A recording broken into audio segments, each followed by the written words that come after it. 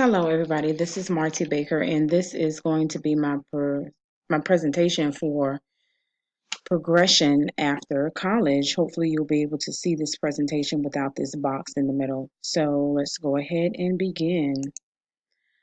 Why this subject is important to me is because I feel that I missed the mark in regards to financial aid and financial literacy while I was enrolled in my undergraduate and some of my graduate career.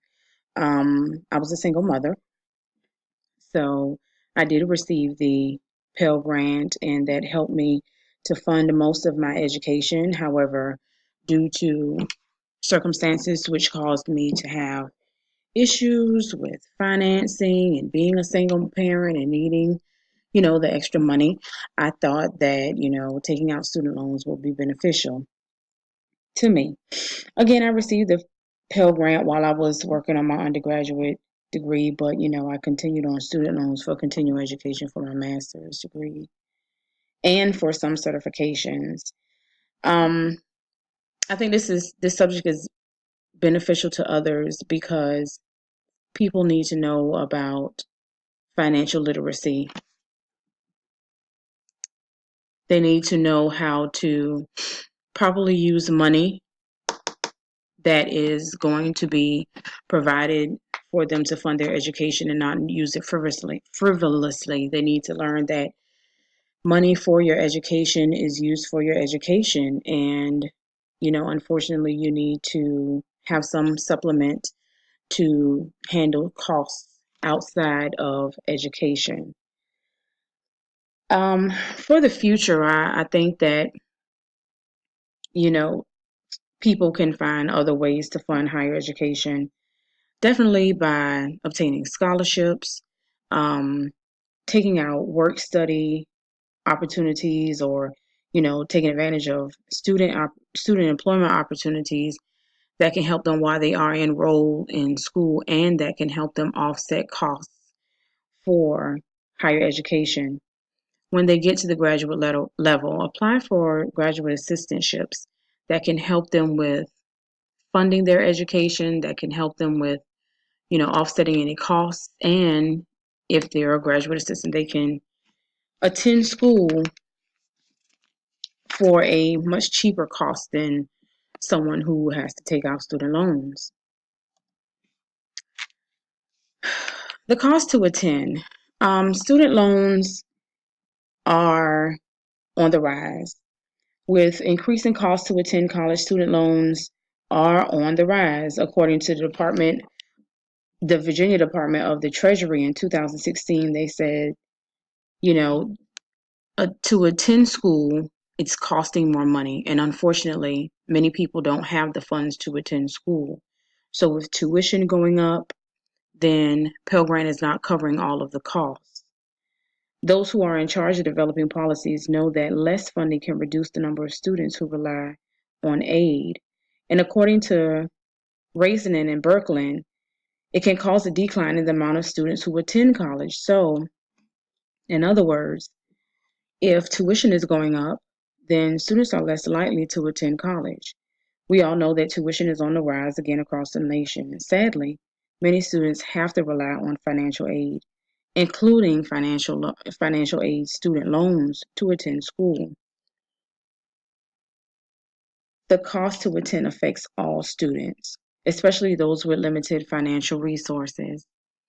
Unfortunately, those who attend Pell Grant, who are able to obtain Pell Grants and obtain loans, they because they are receiving those types of financial aid, it affects all students. It affects taxpayers. It costs. It makes the cost of enrollment increase. Raisinin and Berkland also state that changes in costs can affect how states change the way college is financed. And ultimately, anyone who attends college will have to pay in some way. So it's not just a student who is going to attend college and take out the student loans and use financial aid. Those who don't use financial aid, and maybe some students are fortunate enough to have their education funded with scholarships or other means, private donations, they're still going to be affected.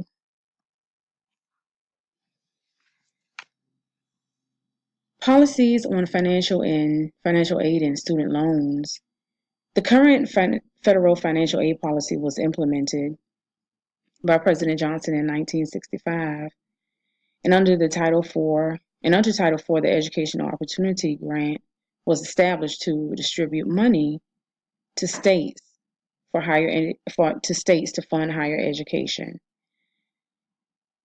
Of course, the FAFSA has provided college students with great opportunities to attend college, and each state modified their government policies to attend financial aid.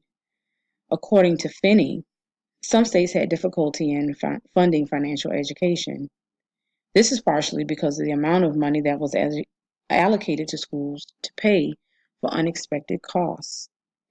Best and Best said in 2016 that many proposals and policies place emphasis on those who have high loans to replace. And Hillman and Oritz in 2017 stated that many students have issues with paying student loans because of their income, and many were in forbearance or default on their student loans.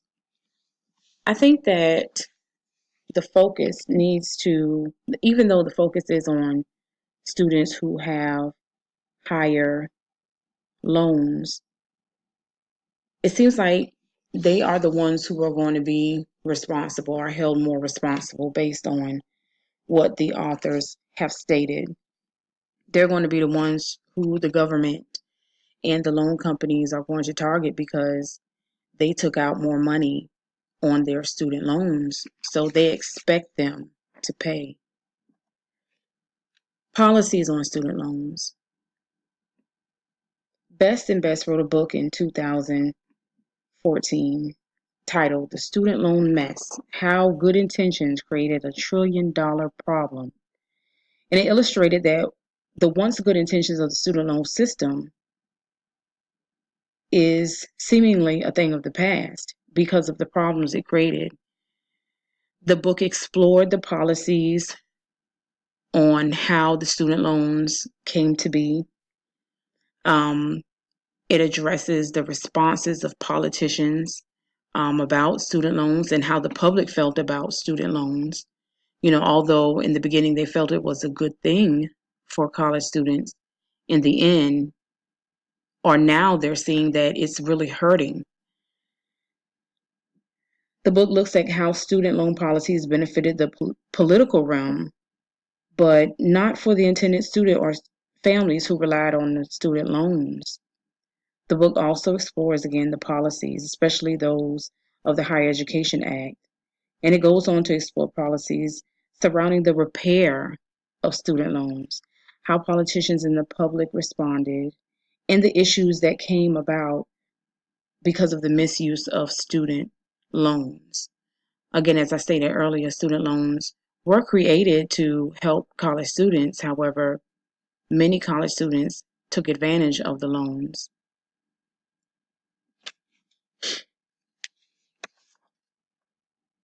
What leadership can do?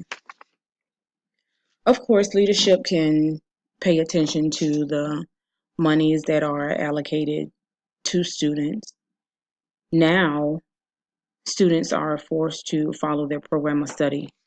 And in their program of study, they are responsible to stay within the program map or follow the courses that are outlined for them based on their major. Straying away from this or changing the major can sometimes be detrimental to the student because it can affect their financial aid. Best and Best said in 2016 that students must be identified if they have issues with paying student loans. And Weber in 2017 mentioned that policies can encourage colleges and universities to be more accountable for the portion of student loans that are dispersed. Weber also mentions that policies should be created to improve graduation rates and policies to create ways to hold institutions more accountable for the amount of loans given to students. Students should continue to receive interest and excellent exit counseling on financial aid and be aware of the repercussions of borrowing, and that's according to Schickel, in 2016. Campbell, Del Amin, and Rios Aguilar said in 2015 that the way funds are dispersed should be closely monitored by institutions. They also said that monies can be issued at different times throughout the semester, and this could help with students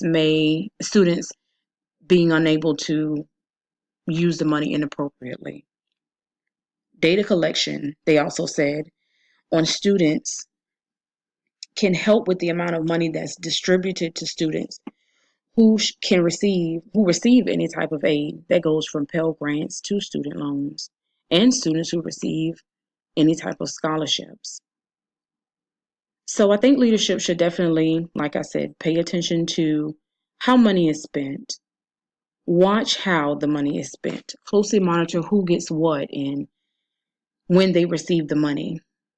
Make schools more accountable. Make sure that students are following their guidelines, or make sure that students are following their program of study so they won't stray and change majors more than one time or more than 2 or 3 times.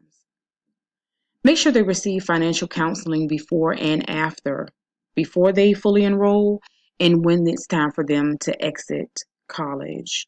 So they will be more aware of the money they have, the money they plan to take out in the beginning and the money they owe at the end. Also, providing better disbursement can also help schools monitor what is done with money and can limit what students do with money, especially if they use it recklessly. This concludes my presentation. Here are my references. Thank you for listening.